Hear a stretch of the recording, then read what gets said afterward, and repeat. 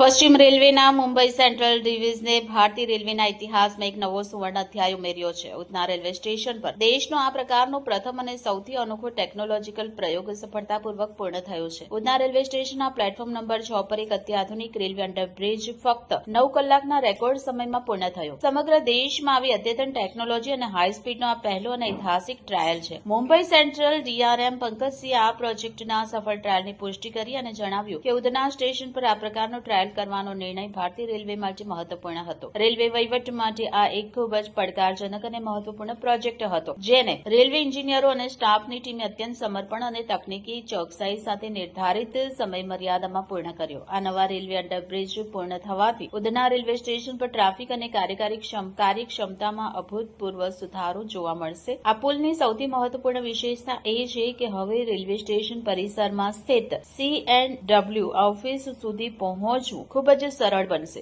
Railway કર્મચારીઓ, અધિકારીઓ અને સંબંધિત કર્મચારીઓ હવે કોઈપણ મુશ્કેલી વિના તેમના 2 પૈડા અને 4 પૈડાવાળા વાહનો પર સીધા CNW ઓફિસ સુધી પહોંચી શકશે. પહેલા વાહનોની સુવિધા ન હતી અને ચાલવું પણ એક મોટો પડકાર હતો, જેના પરિણામે સમયનો બગાડ થતો હતો. ગતિશીલ રેલવે ટ્રાફિક વચ્ચે આ સફળ ટેસ્ટ ડ્રાઈવ ભારતીય રેલવેના અન્ય વિભાગો માટે પણ એક સીમાચિહ્નરૂપ સાબિત થશે. રિપોર્ટર અભિષેક પાનવાલા, आजाद मीडिया लाइव, सूरत. बढ़ाते हुए क्या जब स्टेट पर सब बता सकते तो ये उन्होंने बताया क्या कि रेल मंत्रालय द्वारा और सॉलिड इंजन पे क्या जा रहा है अब भी बताइए क्या कट बैक जा रहा है तो हट स्लैक पर में आगे हटा क्या सकते हैं बहुत बढ़ाते हैं